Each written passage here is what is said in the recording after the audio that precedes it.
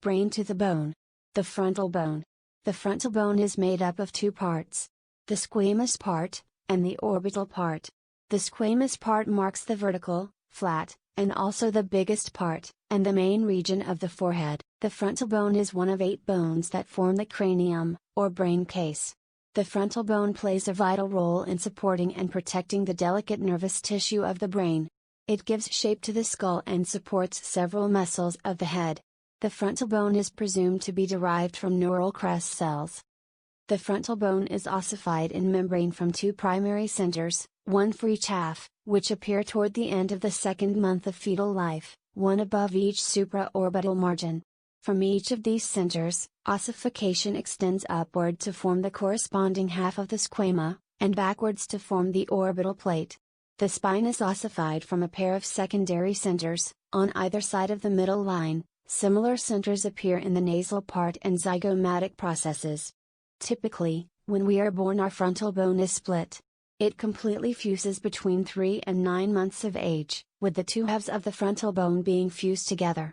The dense connective tissue found between the frontal bones is replaced with bone tissue as the child grows older. The diagnosis of an abnormal fontanelle requires an understanding of the wide variation of normal. At birth, an infant has 6 fontanelles.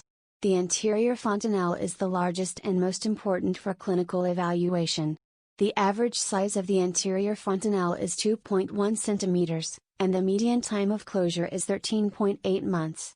The most common causes of a large anterior fontanelle or delayed fontanelle closure are achondroplasia, hypothyroidism, Down syndrome, increased intracranial pressure, and rickets.